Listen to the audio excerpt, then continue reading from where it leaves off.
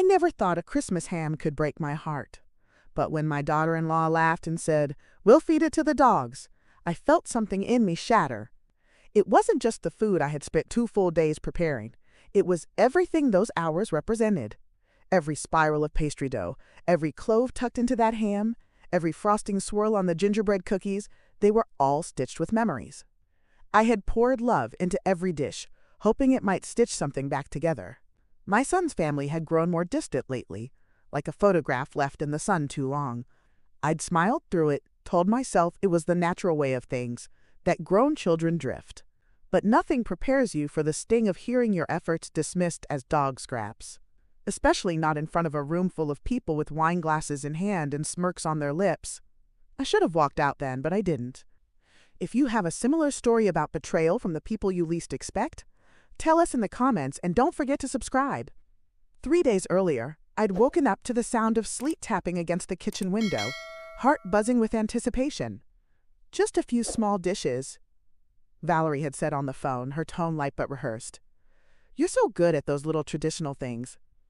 I had agreed. Of course. I always did. It felt like a lifeline, some fragile thread tethering me to my son's household. Ever since they moved into the big house on Edgepine Drive, I'd been trying to prove I still had a place in their lives. So I rolled up my sleeves, tied on George's old apron, and began peeling, chopping, kneading. I even took out the silver sugar bowls that hadn't seen the light of day since his funeral. My back ached by the second morning, but I ignored it. Love, I told myself, is worth the hurt. By the third night, my kitchen looked like something out of a holiday magazine. There were pine-scented candles flickering on the windowsill and trays of almond brittle cooling on the counter. The ham had been glazed twice and tucked safely in the oven, its scent filling the house like a hymn. I dusted off my best serving dishes, the ones with the blue porcelain edges George had brought home from Vienna decades ago. I even ironed the embroidered table runner I'd once used for Christmas dinners when my son was still a boy. Everything about the food was perfect. And still, I worried. Would she like it? Would anyone care? Would my son notice the crust on the pecan pie and remember how I used to make it when he was sick? I arrived at their house 10 minutes early, balancing 2 casserole carriers, a dessert tray, and a thermos of hot cider in my gloved hands. My arms were shaking slightly from the weight, but I managed to ring the bell with my elbow. The door swung open and Valerie's face appeared, smiling like a magazine hostess. "Oh, wow," she said, eyeing the stack in my arms. "You really went all out." She didn't move to help. I shuffled inside, brushing snow from my coat, as guests laughed and chattered around a roaring fire. Valerie led me to the kitchen and pointed at a small section of counter between a potted poinsettia and the blender. "Just here is fine," she said, already turning away. I carefully set each dish down and tried to ignore the tightness in my chest. The house was stunning, as always. Towering tree in the living room, garlands on every banister, candles in the windows, all of it curated like a photo shoot.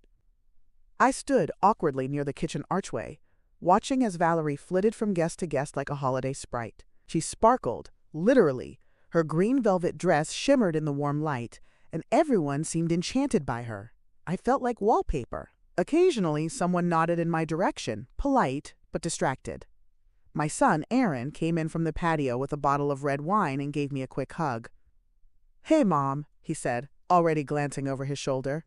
"Val's been going nuts with this party. I think you saved her with all this food." My heart lifted for a moment. Then Valerie laughed from the other room.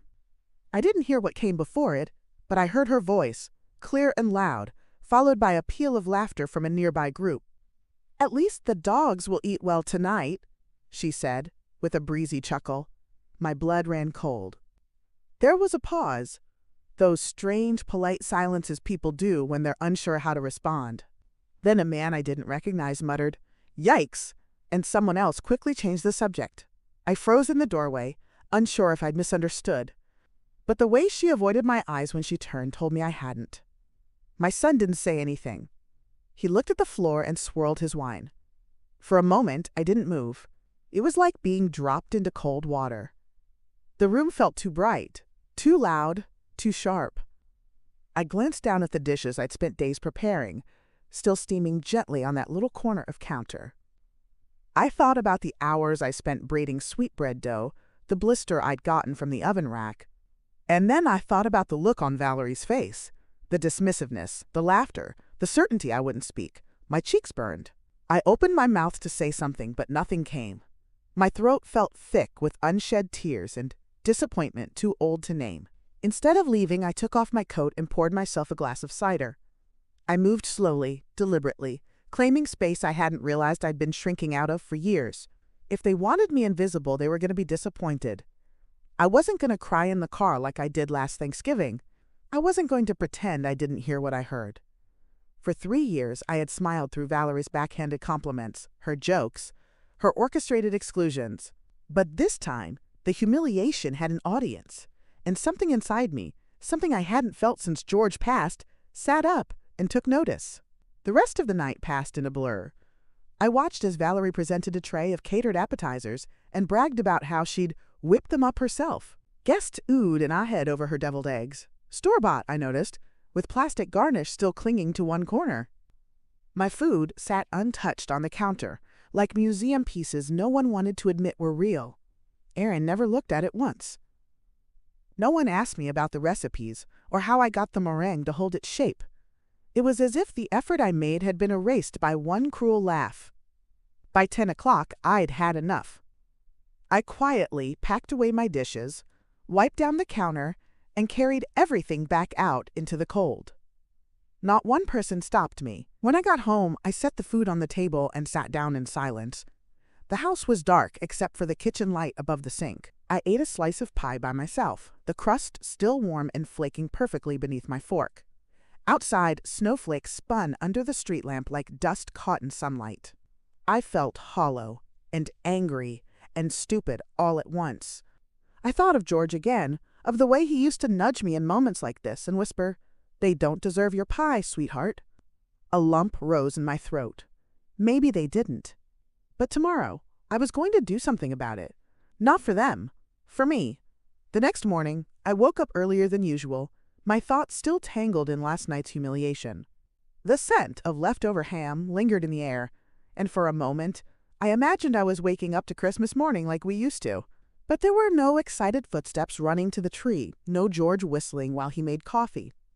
Just silence, and a pile of untouched food that reminded me of how disposable I'd become in my own family's eyes. I made tea and sat at the table, staring at the casserole dish of sweet potato bake. Even cold, the marshmallows on top had browned perfectly. I had done everything right, and still, they had laughed. Valerie had laughed, and Aaron had let her. That, more than anything, was the part one couldn't shake. I didn't want revenge.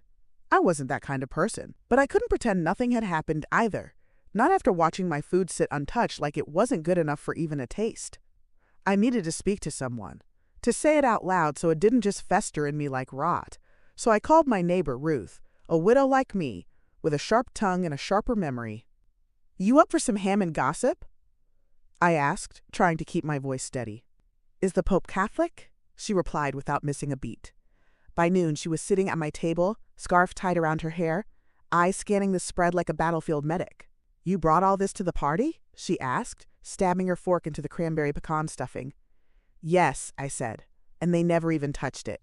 Ruth leaned back in her chair, chewing thoughtfully. "Valerie never liked you," she said plainly, not unkindly. "She sees you as competition, which is funny because you're not even trying to compete." I blinked at her, caught off guard. "Competition for what?" I asked. "Control," Ruth said, pointing her fork at me like a gavel.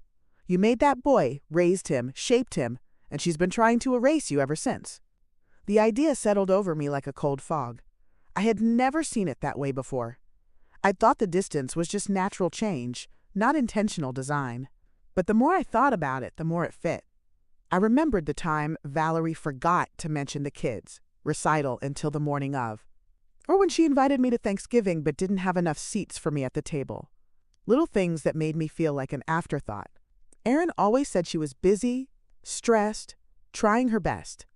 And I believed him, because I wanted to believe he'd never let me be treated that way on purpose. But maybe Ruth was right. Maybe Valerie had been slowly rewriting my place in their lives until I was just the lady who brought too much food and stayed too long. That night's comment about feeding it to the dogs hadn't come out of nowhere. It was the punchline of a joke I hadn't known I was part of. Ruth scraped her plate clean and folded her napkin like she was signing a peace treaty. "You know what you should do?" she asked, eyes glinting. "Tell the truth. People don't like it, but it sure makes them listen." I laughed weakly, more out of habit than amusement. "And say what, Ruth? That my daughter-in-law is a mean girl in a velvet dress?" Ruth shrugged. "Why not? You've spent 3 years letting her twist you around like an ornament on a tree. Time to stop spinning." Her words stayed with me long after she left. That night, I didn't cry. I opened my laptop instead. I stared at the blank document for a long time before typing the first line. I spent hours cooking for a Christmas party, only to hear my daughter-in-law joke, "We'll feed it to the dogs." The words felt heavier once they were written down. Realer, somehow, like I was finally admitting something I'd been too ashamed to say. I kept typing, describing the dishes I'd made, the silence of the guests, the way Aaron looked away when it mattered. I didn't name names. I wasn't trying to ruin anyone, but I wanted someone, anyone, to understand what it felt like to be invisible in a room you helped build. I posted the story on a small community forum, one for women over 60, that I joined a few years back. I didn't expect a response. I just needed to let it go, to send the weight of it somewhere else. The next morning, my inbox was full. Messages from strangers, dozens of them. Women from Michigan to Montana, all saying the same thing. This happened to me too. Some told stories of being excluded from holidays after their husbands died. Others spoke about daughters-in-law who treated them like relics or threats or burdens.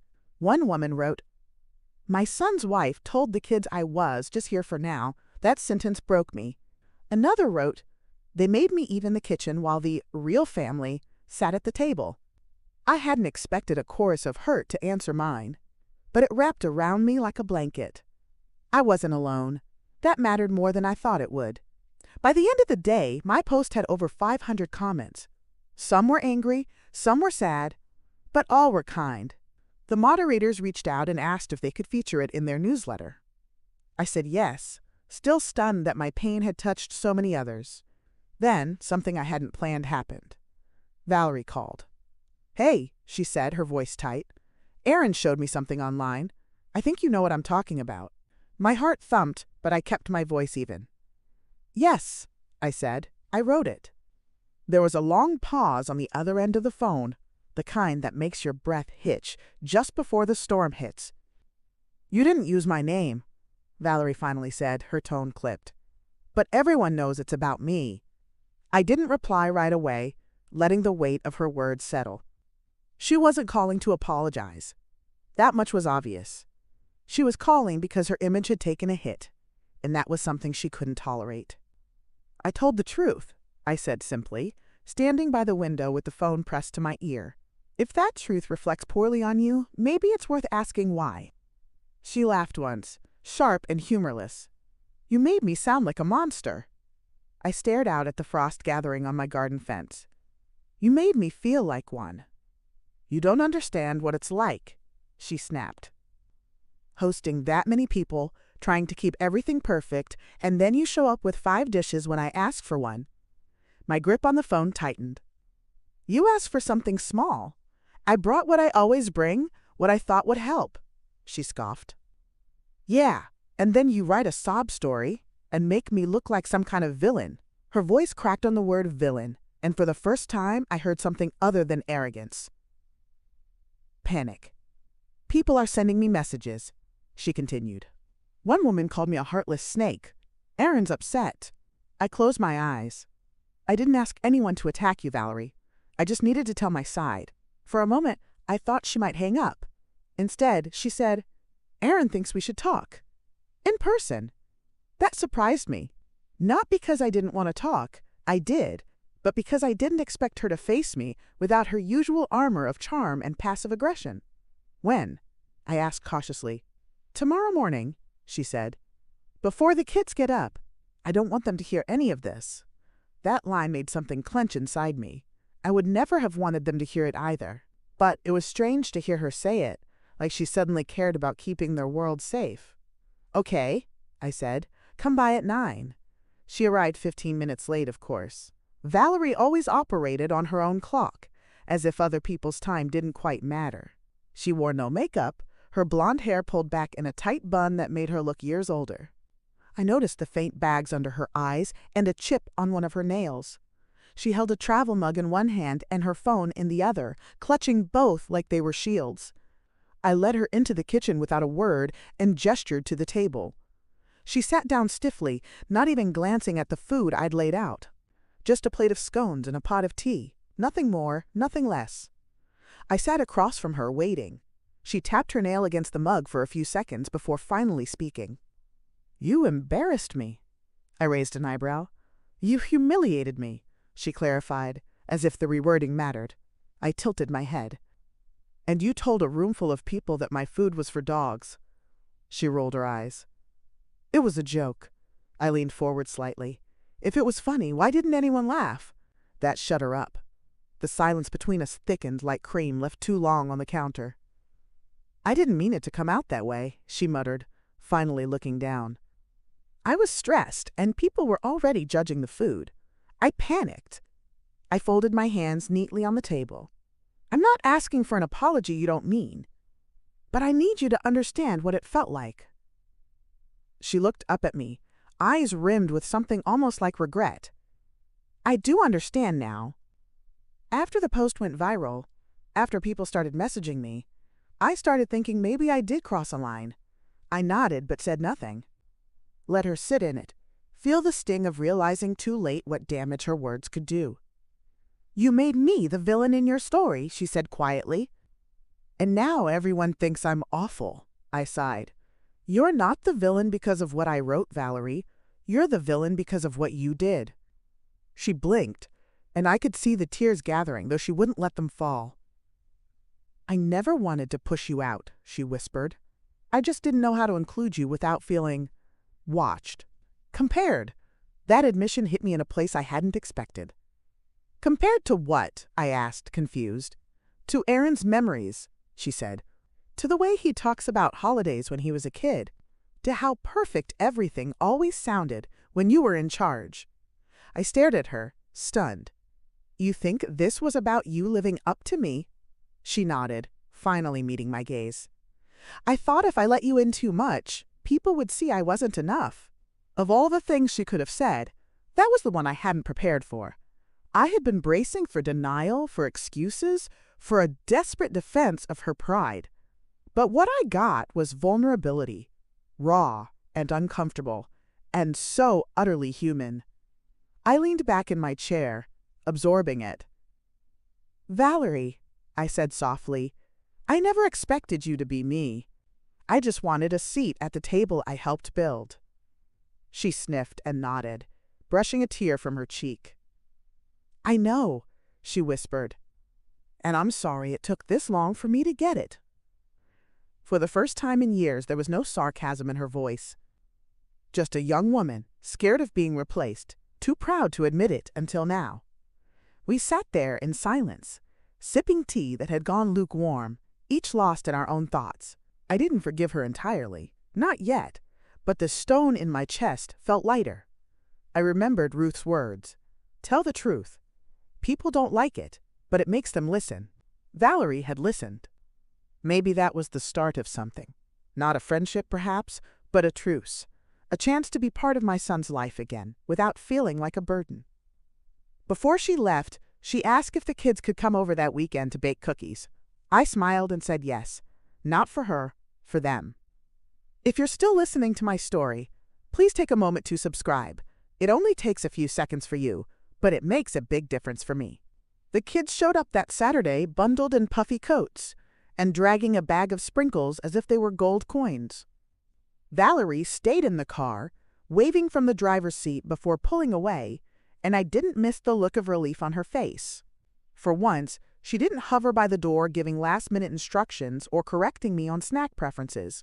It was just me and the grandkids, Thomas and Elsie, both talking a mile a minute and shedding snow like puppies. I had already set out bowls of dough, icing, and every kind of topping I could find in my pantry. "We get to make a mess, right, Grandma?" Elsie asked, grinning with all 4 of her front teeth missing. "The messier, the better," I said, and they squealed in delight. Thomas chose a gingerbread man with a broken leg and declared it Captain Crumble. I laughed so hard I had to sit down. For the first time all season, my kitchen felt like it used to, full of noise, sugar, and laughter that needed no translation. We baked until our fingers were sticky, and the oven door was dusted with flour handprints. I didn't scold when Thomas dropped half a tray of cookies or when Elsie used half a bottle of red food coloring on one snowman. I let them lead, let the chaos happen, let the memories make themselves. Somewhere around the 3rd batch, Thomas looked up and said, "Mom said you were sad about Christmas." I hesitated with the icing bag midair, heart catching in my throat. "Did she now?" I said, keeping my voice light. "Yeah," Elsie chimed in. "She said you didn't feel welcome and that she was really, really sorry." I looked at them, both unaware of the depth behind those words, and smiled gently. "Well, I feel very welcome today," I said, and I meant it. That night, after I dropped the kids back off with Valerie, she lingered on the porch for a second. "They said you made reindeer-shaped sugar cookies with chocolate chip eyes," she said, arms folded against a cold. "Thomas tried to save one for me, but he ate it in the car." I chuckled. "He has the appetite of a football team." Valerie didn't laugh, but she didn't look angry either. "He also told me you forgave me." My smile faded. "No, sweetie," I said, softly but firmly. "He told you what he hopes I did. Forgiveness isn't a one-day thing." She looked down at the steps, nodding slowly. I figured. I wasn't trying to punish her, but I couldn't lie either. Something had broken that night at the party, and even if the jagged pieces were being picked up, I hadn't figured out how to fit them together again. Valerie seemed to understand that. "Aaron asked me to go to counseling with him," she said, glancing at me. That surprised me more than anything so far. "Marriage counseling?" I asked. "And family," she added. "I told him I'd do it. I want to fix this, all of it, but I don't know how unless someone helps me see what I'm doing." It was the most honest thing I'd heard from her in years. I didn't know if therapy would change everything, but I knew it had changed me once, after George passed. Later that week, Aaron called. He didn't mention the post, or Valerie, or the party. He just asked if I'd come to their first family counseling session as a guest. The therapist said it might help if we talked through what happened with someone there who actually lived it, he explained. I hesitated. Every part of me still tender from the last few weeks, but I said yes, not because I owed it to them, but because I owed it to myself. I didn't want to carry this bitterness any longer. When the day came, I dressed in my nicest navy cardigan, the one with pearl buttons, and brought a small tin of lemon bars. Old habits die hard, I suppose. Aaron met me outside the clinic and gave me a hug that lingered just half a second longer than usual. The therapist's office was nothing like I expected. No leather couches or clipboard-wielding strangers. Just a modest room with warm lighting and mismatched armchairs, the kind you sink into without realizing. Valerie sat to one side, her hands in her lap, not meeting my eyes. The therapist, a woman named Naomi with soft curls and sharper instincts, welcomed me kindly. "We're not here to assign blame," she said first, "but to examine impact." I appreciated that distinction. Valerie went first, her voice hesitant but steady, describing her need for control, her fear of being overshadowed, her regret. Aaron didn't defend her, but he didn't let her hang herself either. He gently reminded her of moments she'd exaggerated, helped her find the words when she faltered. When it was my turn, I spoke plainly. "I've spent most of my life cooking for people who didn't always thank me," I began. I didn't need applause, just a little respect. When Valerie said what she said, it wasn't just a joke. It was a message that I wasn't needed, wasn't wanted, that all my effort meant nothing. And that hurt more than I thought it could. Valerie's eyes filled with tears, and for once, she didn't look away. "I'm not perfect," I continued. "I've held on to things too long, but I never expected my own family to treat me like a punchline." The silence afterward wasn't awkward. It was heavy, like snowfall on bare branches. When the session ended, Naomi offered to continue with all three of us in future weeks. I said I'd think about it. Outside, Valerie surprised me by taking my hand. "Thank you for coming," she said, voice soft. "I know that wasn't easy." I nodded. "Healing rarely is." Aaron stood a few feet away, watching us with a mix of hope and uncertainty. As we parted ways, he said, "I want the kids to grow up seeing what repair looks like." That stayed with me all the way home. Maybe we weren't a broken family. Maybe we were a family learning how to put things back together. The next few weeks moved like cautious steps across a frozen lake. Slow, uncertain, but moving. Valerie and Aaron attended counseling regularly, and though I wasn't present for most of it, I started noticing small changes. Valerie began calling me just to check in, not with clipped questions or reminders about the kids, but real conversation. Sometimes she'd ask about a recipe, or tell me something funny Thomas said in the car, like she was testing how it felt to let me in. Aaron sent photos of the kids baking cookies again, this time on their own, proudly decorating them with more frosting than cookie. He added, "They still talk about your reindeer cookies, Mom," and I could hear the smile behind the message. I didn't respond right away, choosing instead to let the warmth settle over me like sunlight through old curtains. Even Ruth noticed the shift.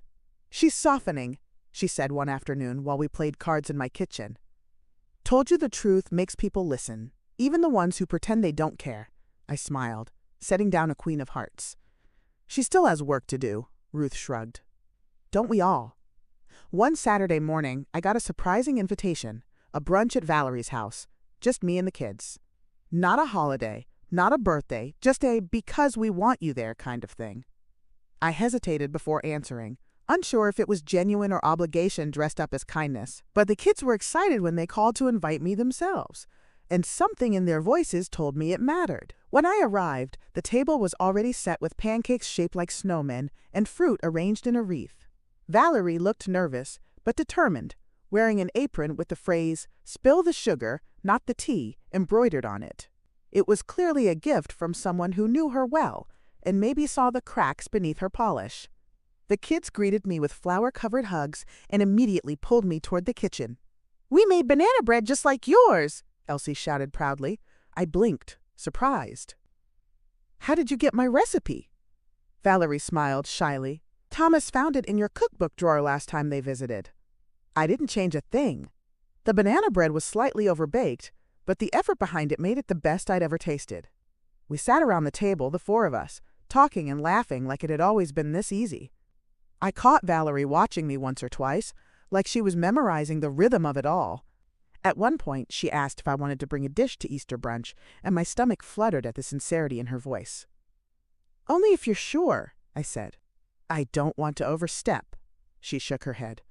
"Your family. We've all done enough stepping over each other for a lifetime. I want us to do this together now." It wasn't a grand apology, but it was something better.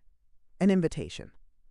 Aaron called me later that night and thanked me for giving Valerie the space to grow. "She's really trying," he said, "even when it's hard." I told him I could see that. Then I asked him something that had been pressing against my heart like a weight. "Why didn't you defend me at the Christmas party?" He was quiet for a moment before saying, "I froze, Mom."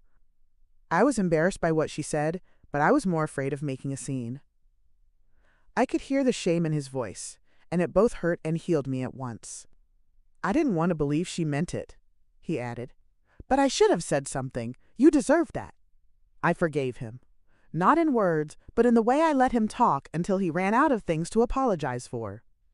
A few days after that, something unexpected happened. The online post I had written, the one that had quietly gone viral, was picked up by a local journalist writing a piece on generational family conflict. She reached out through the forum and asked if I'd be willing to speak with her for an article. At first, I declined. I didn't want to stir the pot again, or embarrass my family, not after we'd just begun healing. But then I thought of all the women who had written to me, who had said, "This is my story too." And I realized that telling the truth didn't mean dragging anyone through the mud. It meant making space for others who had been pushed aside. So I agreed, with one condition: no real names and no photos. The journalist agreed, and 2 weeks later, the article was published under the title, Invisible at the Table, Stories from the Other Side of the Family. The response was staggering. Messages flooded my inbox again, this time from younger women too. Daughters, daughters-in-law, even granddaughters. Some were angry, some tearful, some simply grateful to see a side of family life that often went unspoken. Valerie found the article before I could tell her. She called me that night, voice tight, but not accusatory. "It was fair," she said finally. "Hard to read, but fair." I thanked her for reading it at all. "You could have ignored it," I said. "I thought about it," she admitted, "but I wanted to understand more. I didn't realize how much of you I've misunderstood." That was the first time I cried, not from pain, but from release. For so long, I had been shrinking myself to avoid conflict, tiptoeing around invisible boundaries that someone else kept drawing. Now I was standing tall again, and not just because others were finally seeing me. I saw myself differently, too. Not as the bitter old woman who brought too many casseroles, but as someone whose love language had always been service. Someone who had given and given, not to control, but to connect. It wasn't weakness, it was strength. The kind that carries people through holidays and heartbreaks. The kind that keeps the light on, even when no one says thank you. And finally, someone had noticed.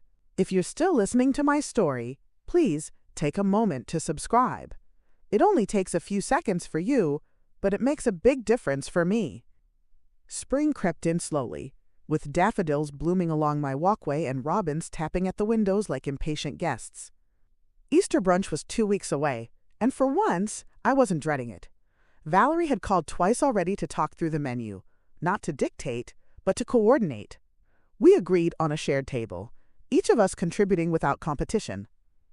"I'll handle the lamb and salad," she said. "Could you bring your scalloped potatoes and maybe one of your tarts?" My heart warmed at the request, especially when she added, "The kids won't stop talking about the lemon one with the sugar dust."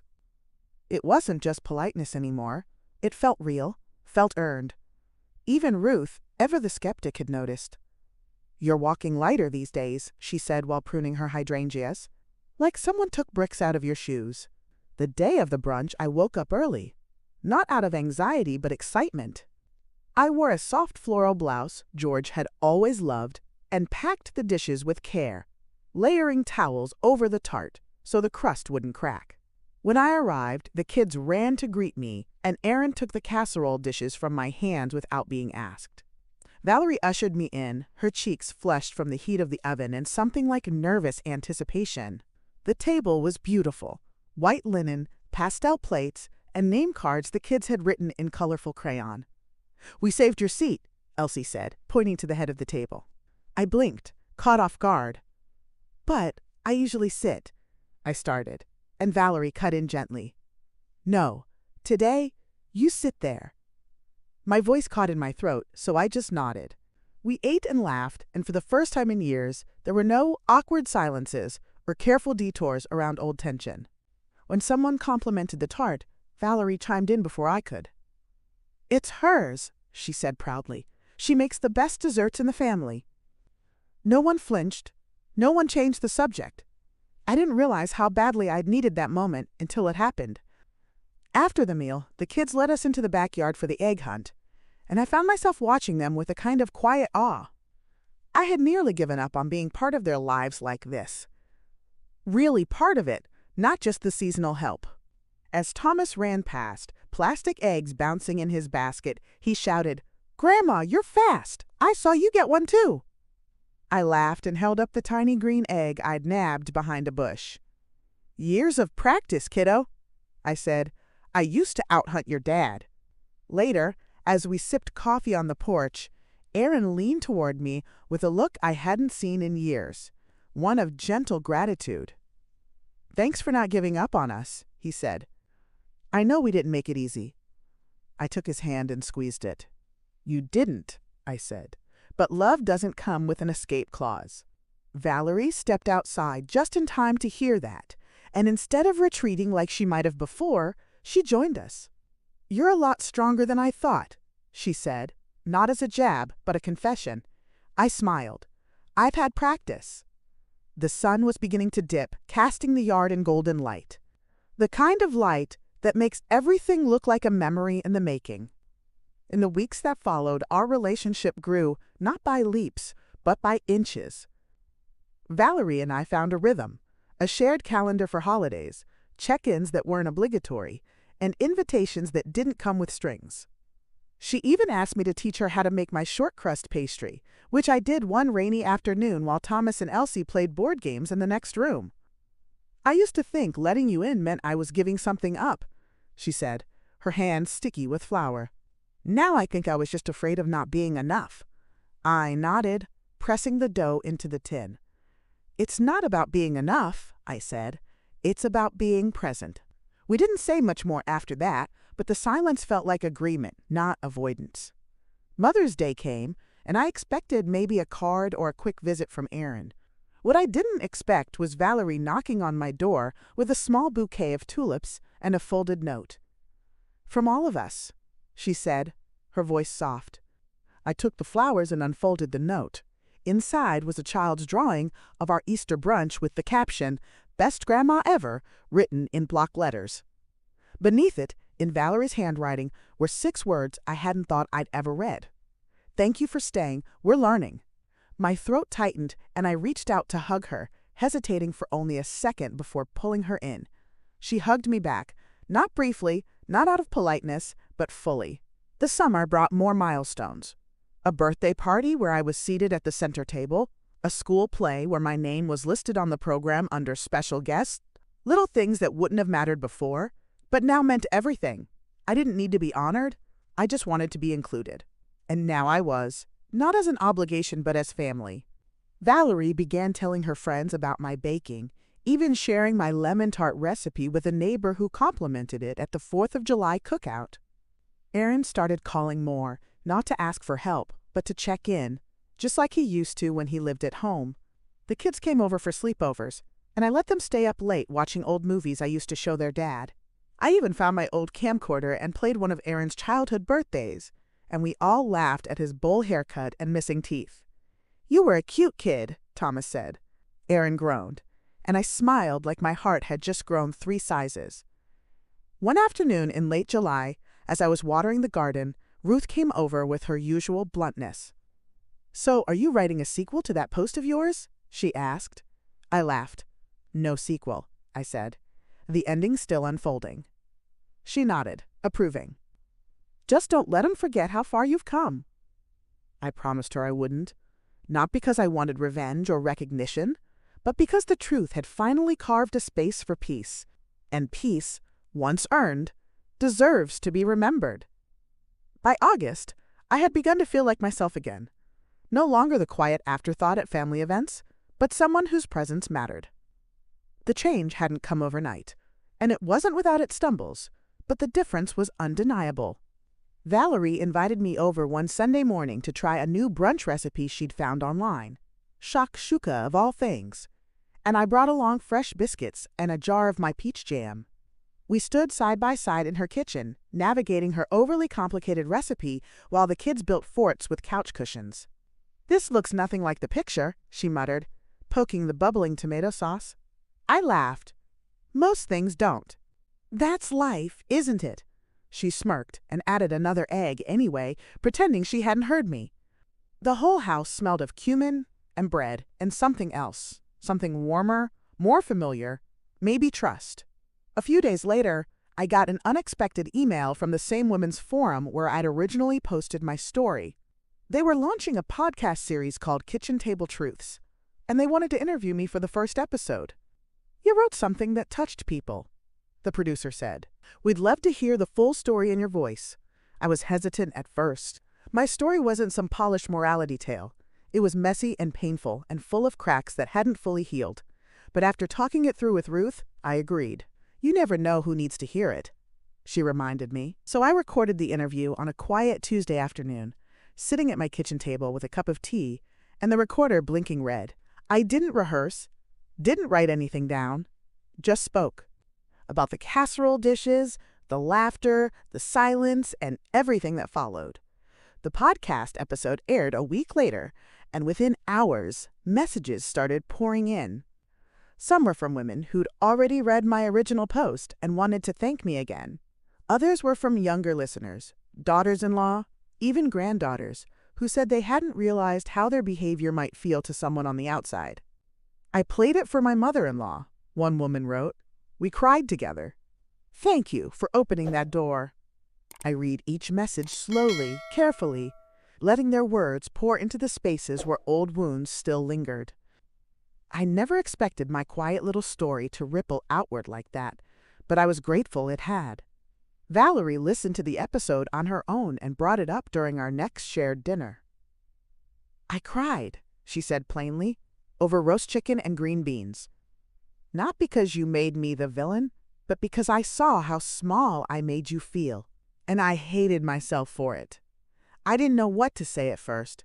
It's not easy hearing someone name their cruelty out loud, even when you already know it's true. But I reached across the table and squeezed her hand, because that's what George would have done. Extend the hand, not hold the grudge. You're not who you were," I told her. "None of us are." Aaron nodded from the other end of the table, saying nothing, but his eyes shone with something close to relief.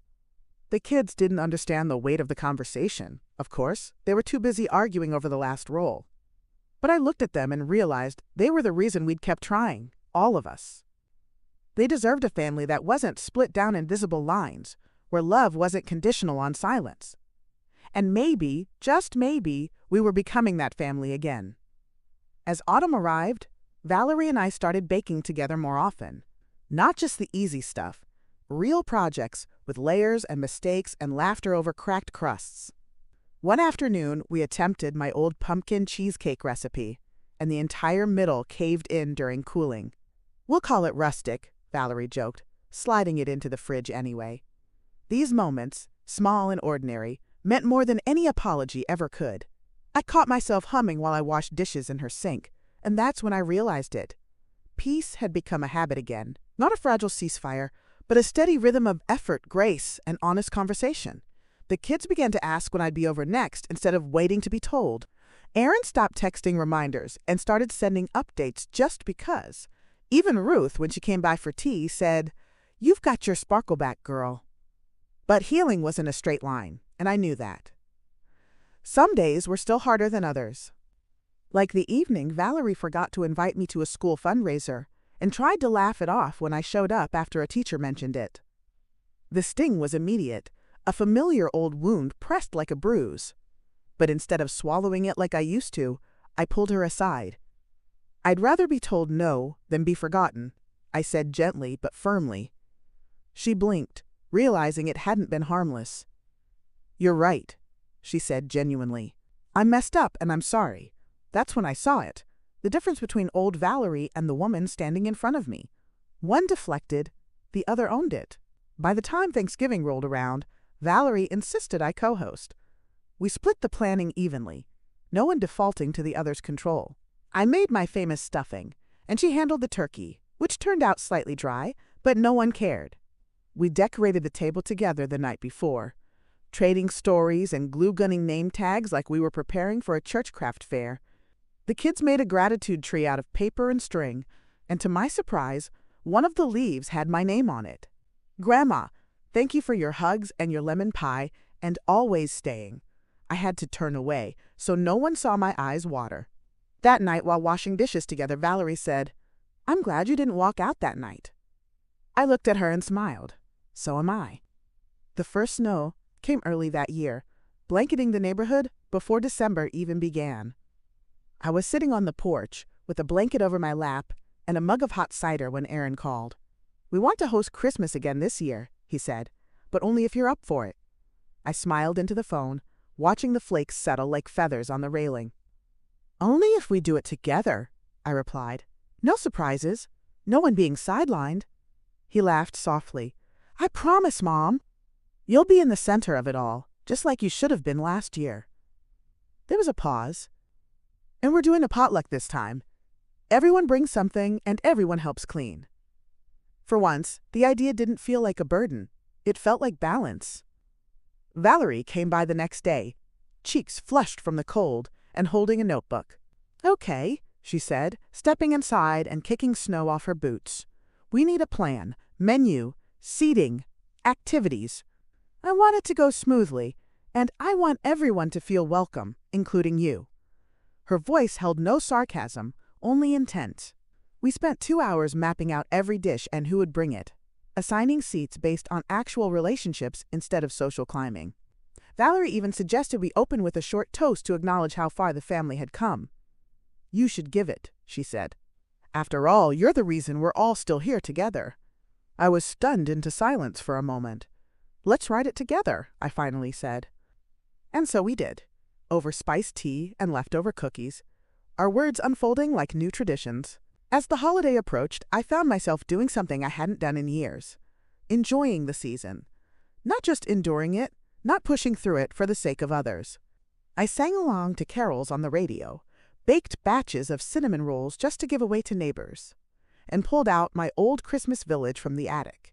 The light still worked, though one of the lampposts flickered slightly, as if unsure it still belonged.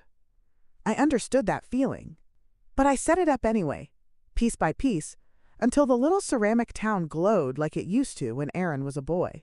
Ruth came over to help with the icing on my snowman cookies and said, "You look 20 years younger when you smile like that." I rolled my eyes and dusted her with powdered sugar. "Flattery won't get you a second tin," I teased. But it did. Christmas Eve arrived in a blur of laughter and pine-scented candles. Valerie's house looked like something out of a magazine, but this time it felt warm, not staged. The fireplace crackled, the tree shimmered, and the scent of rosemary and cinnamon floated through every room. I arrived with 2 covered trays and a homemade wreath for the front door, which Elsie promptly declared the prettiest thing we've ever had. Aaron met me at the door and pulled me into a hug that lingered. "We're really doing this," he whispered. "Yeah," I said, "and no one's feeding anything to the dogs tonight." We both laughed, but there was weight in it. A shared memory, now softened at the edges but never erased. Inside, I set my dishes on the main table without being directed, without being dismissed. It was the first time in years I felt like I truly belonged in their home. Dinner was noisy and delicious and delightfully imperfect. The gravy was lumpy, someone forgot the cranberry sauce, and Valerie burned the bottoms of the dinner rolls. But no one snapped, no one pointed fingers, no one whispered under their breath. We passed dishes with open hands and open hearts, and when someone praised my pear tart, Valerie beamed like she'd baked it herself. After the meal, the kids put on a play they'd written, something about reindeer spies and a lost map, and everyone clapped like it was Broadway. Then Aaron stood and nodded to me. "Mom," he said gently, "you ready?" I took a deep breath, stood, and read the toast we'd written. I spent hours cooking for a Christmas party once. I began, my voice steady but soft, only to hear my food was fit for the dogs. A few heads turned. Valerie kept her eyes on me, not flinching. That moment broke something in me, but it also started something. I glanced at Valerie, then Aaron, then the kids, who were staring at me like I was about to tell a bedtime story.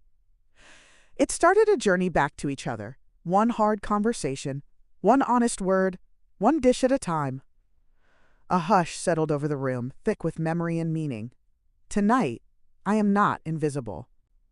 I am not a guest in my own family. I am here, and I am home. Thank you for seeing me again. A single tear rolled down Valerie's cheek. After the toast, the room erupted in warm applause and clinking glasses. Valerie hugged me tightly, and when she pulled back, she said, "I'll never forget again. I promise." I believed her. Not because of the toast, or the applause, or even the apology, but because of everything that had come before it. The effort, the awkward conversations, the shared recipes. Aaron kissed the top of my head like he used to when he was small and whispered, "Thank you for not giving up." The kids danced around with tinsel scarves, unaware of the heaviness that had lifted from the adults in the room. I stayed until nearly midnight, sipping cider and soaking in every laugh, every song, every shared moment. And when I finally stepped into the cold night air, it didn't sting. It sparkled. The new year arrived quietly, with snow still clinging to rooftops and the last of the holiday cookies dwindling in their tins. I spent the morning taking down the old decorations, careful not to rush it like I had the year before. There was something almost reverent about it now, like closing a chapter you'd finally made peace with. Valerie sent me a message just after noon. Would love to do Sunday dinner at our place this week. Just us. I stared at the text longer than necessary before typing back, I'd love that. It no longer felt like an invitation meant to appease guilt. It felt like a natural extension of our changing rhythm. Ruth came by later that afternoon, dropping off a batch of fig scones wrapped in a dish towel embroidered with dancing ducks. To celebrate you surviving Christmas without slapping anyone, she said. I laughed, unwrapping them as I replied. Turns out telling the truth has a longer shelf life than passive aggression. Sunday dinner was cozy, familiar, unceremonious. Valerie had made a roast chicken that was slightly underdone, and we ended up microwaving individual plates while the kids cackled about zombie meat. Instead of stress, it brought laughter. Instead of apologies, there were stories. Like Aaron recounting his failed attempt to build a snow fort for Thomas that collapsed before it was finished. You're still bad at architecture, Dad, Thomas teased, sending the table into another round of laughter. Valerie brought out a homemade apple crumble that looked more like soup than dessert, and I offered to show her my crust trick next time. Yes, please, she said, and maybe how not to forget the cornstarch. The easy way we moved through the chaos felt like a gift I hadn't dared hope for 12 months earlier. After the meal, Elsie climbed into my lap without asking and whispered, I'm glad you're our grandma. I kissed her forehead and said, I'm glad I get to be. The podcast producer reached out again in early February to say the episode had crossed a milestone, over 500,000 downloads. We've never had this kind of response, she told me. Would you consider doing a follow-up? Maybe even record a few listener letters with us? I was flattered but hesitant. I didn't want to become a symbol of family drama or spend my days reliving the lowest moments of my life. But then I read one of the messages she forwarded, a woman in Oregon who said she'd moved out of her daughter-in-law's basement after hearing my story and realizing she wasn't obligated to accept cruelty in the name of family. Another woman said she'd invited her estranged mother-in-law over for tea for the first time in 6 years. That was when I realized it wasn't about me anymore. It was about what the story made possible for others. I agreed, with one condition. The story had to end with hope, not bitterness. Valerie was the first person I told.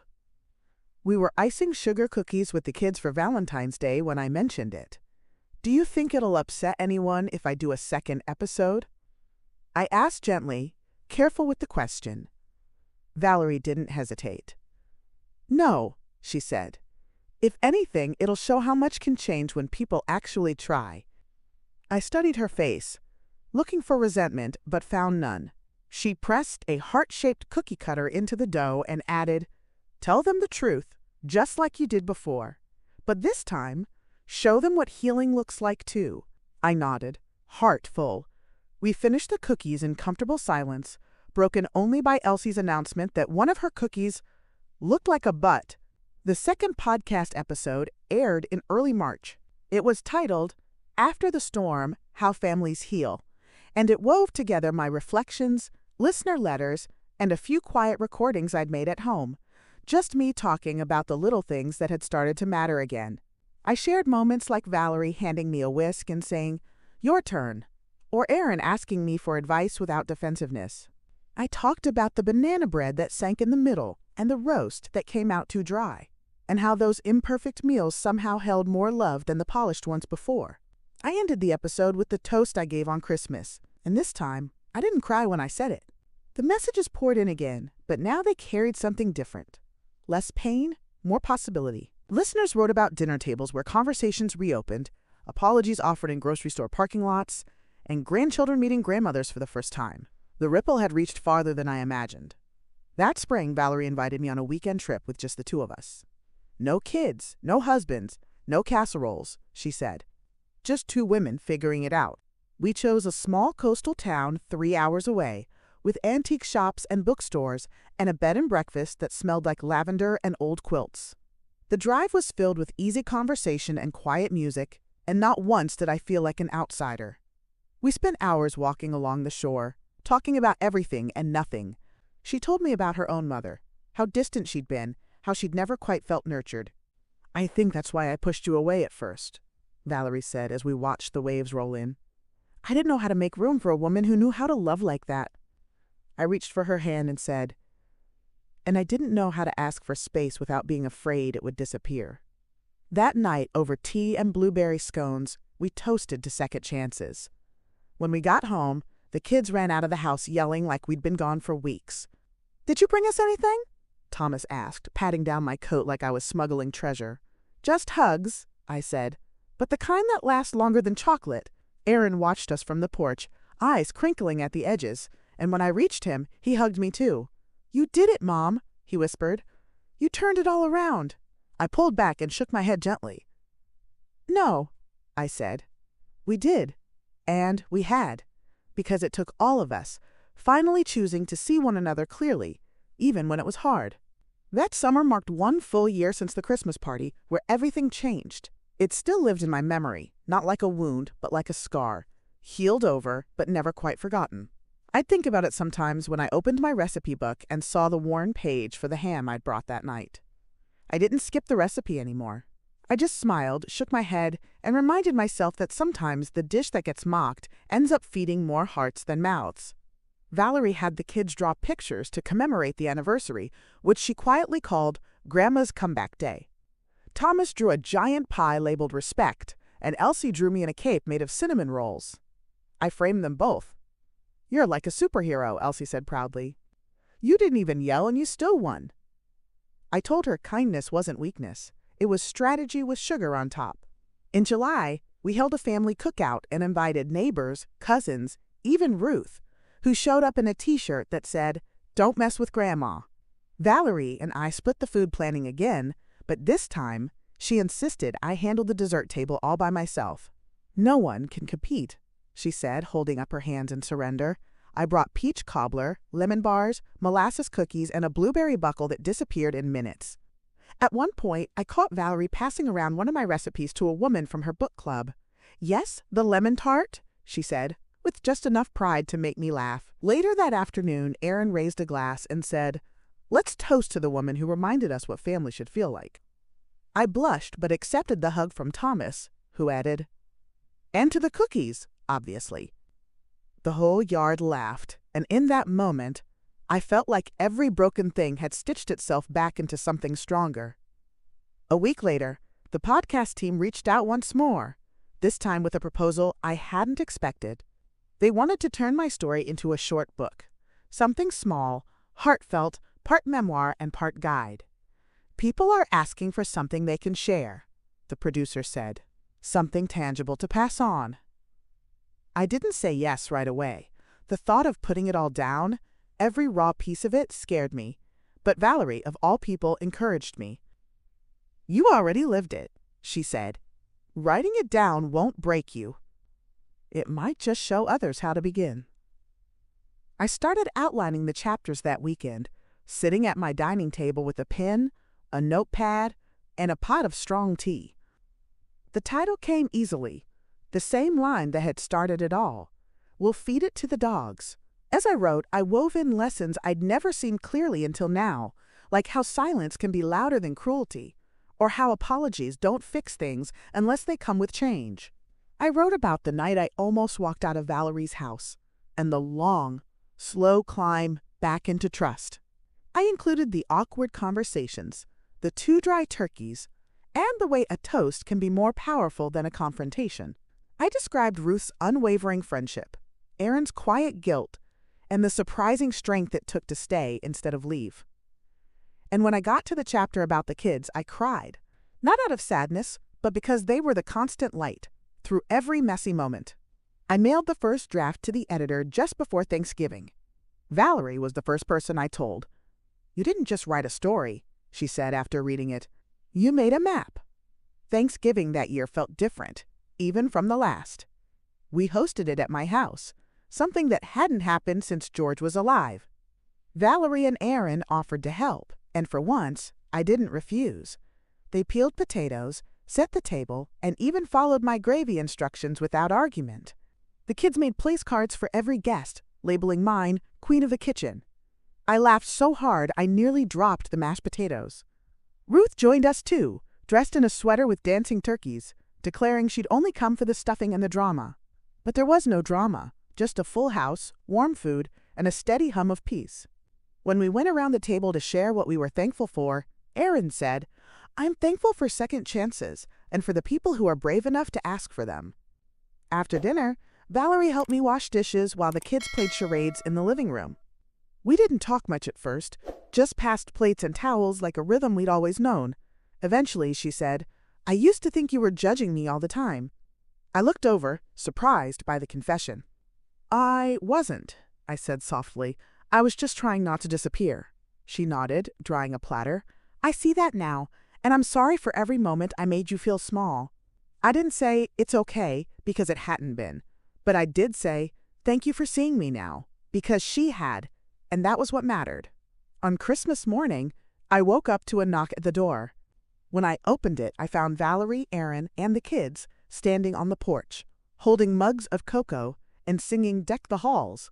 I stood in the doorway, stunned and laughing as Elsie shouted, "We brought breakfast!" They came inside, kicked off their boots, and filled my living room with wrapping paper and cinnamon rolls. No expectations, no plans, just joy.